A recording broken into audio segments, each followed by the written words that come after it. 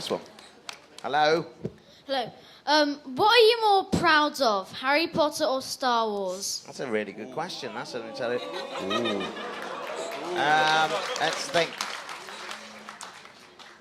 Do we want to take a break it's there? It's a difficult question, isn't it? I'm going to upset people, but I mean, more proud of... It's when I say the answer to this, it's not that I don't like the other one, it's just what are you more proud of? And I think I've got to go back 32 years to when I started in this business. I started acting because I was in Star Wars. You know, because I got the part as Wicket. You know, without that, I wouldn't be here talking to you guys. You know, for example, that's given me the opportunity to do everything I've done in my career. So I think I would be very proud of playing Wicket in Star Wars. Also, I have one more question. Go ahead, sir. What was it like to be on the set of Harry Potter? It's great, you know. What made those films so special was the people involved, the cast and the crew that we had to work with.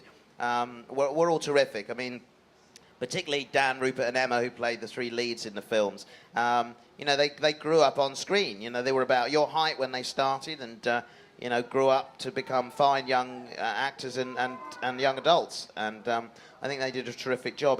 And the cast and crew, the whole crew who, you know, we kept most of them for the entire run of 10 films. So, you know, it was like one big family working on these films in the end. So it was a really, really terrific experience. And if you do get the chance to go to London, if you're a fan of the films, to visit the studio tour, it's really worth a visit. I mean, not only if you like Harry Potter, but if you're interested in filmmaking, it gives a really great insight into, you know, how they create these films and what goes into making a movie of this scale and this complexity. Thank you very much for your questions. Hello. Hi. Do you have ears? I can quite see. You do. Yeah, I do have ears. Little ears. Lovely. My question is, in Harry Potter, you've played a couple of characters, but which character would you have rather played if you could choose? Which other character in Harry Potter would I have rather played? I think Professor Snape was a good character, wasn't he? He was quite good. I mean, he was like, he looked cool. Rickman. Yeah, that was very good. That's very good. It's good. Yeah, Alan, he was... He's a great actor anyway. I mean, just the whole look, all of the dark robes and the lenses he had and everything, and just the kind of eccentric way that he played the character was really really enthralling to watch. One funny thing, I used to sit and look at Alan on the set, because we used to sit at the head table doing the scenes in the Great Hall, and we'd be sat there for hours and hours, not doing very much in particular. And Alan would be sat there with some little iPod headphones in, like this. And I often wondered, what is Snape really listening to? What's he got going on in his iPod? What do you think he'd be listening to? Justin Bieber. Justin Bieber. Imagine that. That's why he was evil, wasn't Snape's bopping away to Bieber. Yeah, that's what did it for him. That's what sent him over. So yeah, I used to sit there and play those sorts of games. I mean, it didn't last very long, obviously. Once I thought of a funny song, that was it. But you know, was it classical music? What was Snape listening to with his little white head? And just before they'd say, "Okay, roll cameras," and he'd just pop them out and slip it into his robe, like that. Excellent. Thanks for your questions. Can I ask another question? You can indeed. Yes, come a little closer to the microphone. Yes. It's sort of ridiculous, though. So. Okay. My question is, have you been in Rupert Grint's ice cream truck? Apparently he has an ice cream truck. Have I been in it? Yeah, in it. I haven't been in it. I have been served ice cream from it, which was rather a disappointment, to be honest. He brought the ice cream truck on the very last day of filming to sort of help us celebrate that it was the end and serve some ice cream. And him and Emma Watson got inside and started working the machinery. But in the UK, we call them Mr. Whippy, those machines. They produce a lovely cone of ice cream. But it was more like sort of Mr. Drippy, because it was this sort of liquid that was coming out and going absolutely everywhere, and you could barely keep it in the cone, honestly. It was like you sort of sipped it out of the cone. So it's a complete disaster, but lots of fun. And it seems exactly right that Rupert Grint should have an ice cream van for some reason. I can imagine... Well, it's preparing for his career after Harry Yeah, Potter. he collects them, though. That's and exactly what he was doing. He tells me he goes out sometimes and just drives around and serves ice cream to kids on the street. Just kind of does that. Yeah, the police are looking into that, I think. It's an odd thing, isn't it? But he's got to get the mix and the whole creation of the ice cream right before he can do that. But why do you get it? I don't really understand why he needs an ice cream truck. He likes collecting weird stuff. He's got all sorts of things. I travelled with him once on a plane, and he had a post office bag that only postmen have to deliver letters in. And that was his kind of flight bag that he had. He likes to collect strange things, and ice cream vans are one of those things. Seems like my type of person. But if you can, why not? I don't know what I would buy. What would you buy if you could buy anything? Well, probably an ice cream truck, but... Oh, okay. That's original. Excellent. Well, actually, you could probably have a chat with Rupert and get a good deal on one. Yeah, I could. He knows he's got contacts in the ice cream industry. Yeah. Thank you very much for that. Thank you. All right, bye-bye. You hi, can Warwick. stay, don't leave. Hello. What would you buy if you could buy anything? That's actually quite a difficult question for me, to be honest. Oh, okay, sorry. Okay, no, Sorry. I'll probably think of an answer later, but yeah, it's one of my dreams to become an actor like you have, and I'm always thinking that there's that one actor who I would love to star alongside in a movie with. Who's that actor for you? Like one you've not starred with, but who you would like to star with in a future film? That's actually quite a difficult question.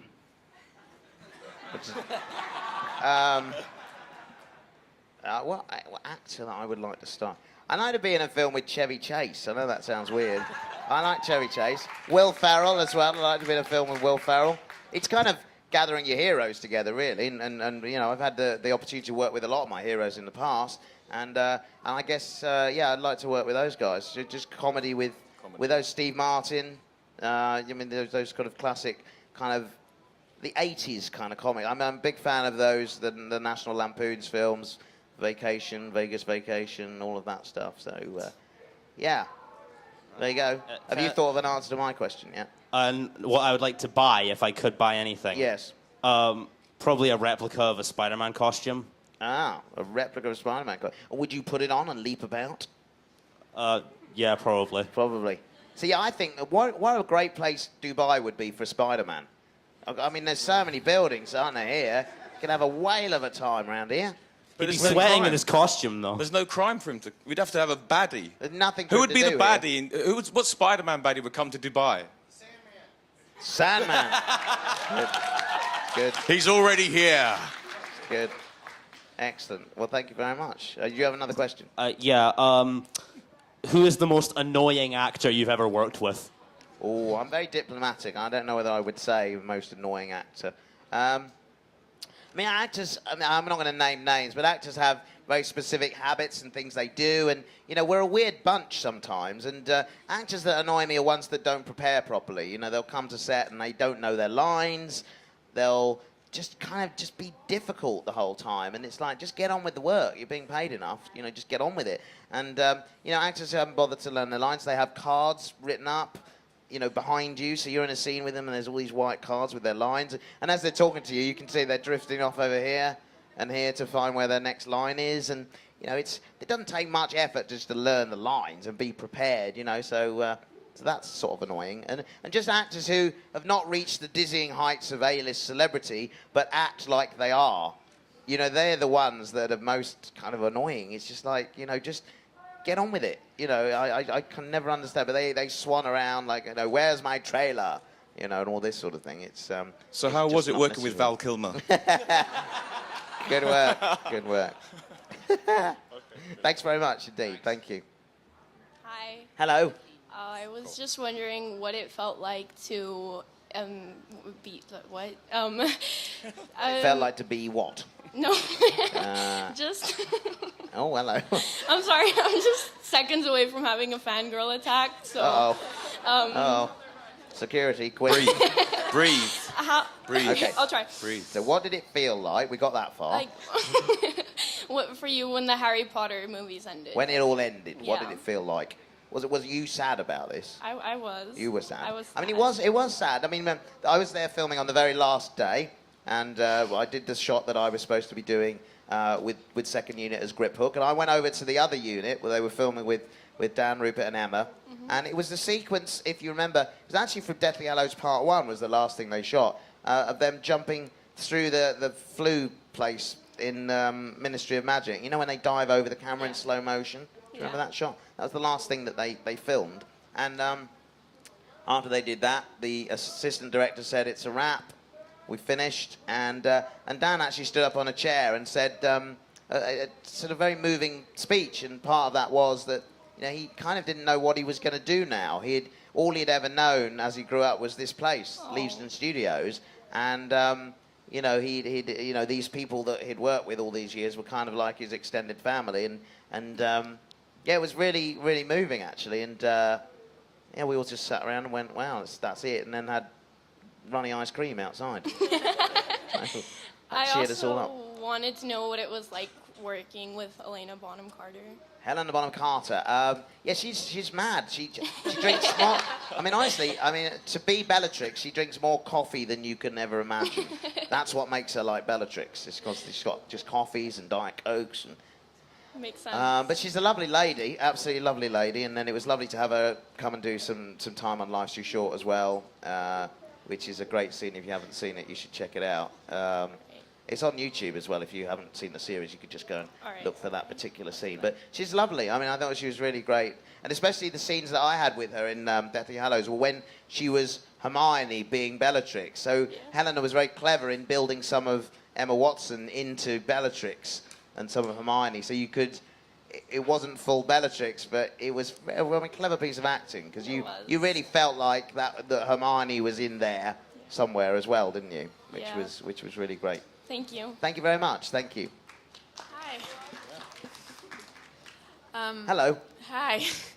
How did it feel acting with Daniel, Emma, and Rupert in Harry Potter? How does it feel like? Well, I mean, Was as I it said, I fun? mean, I grew up. You know, they grew up on screen, didn't they, in these films? And you know, each year we'd get back together to do the next film, and they'd have a different haircut. They'd grown a bit. I hadn't.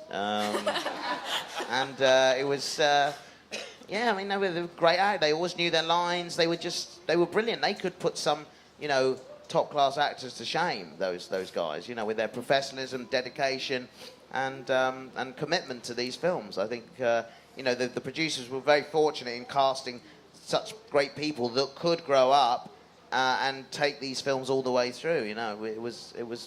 They were very fortunate to have the casting of those people.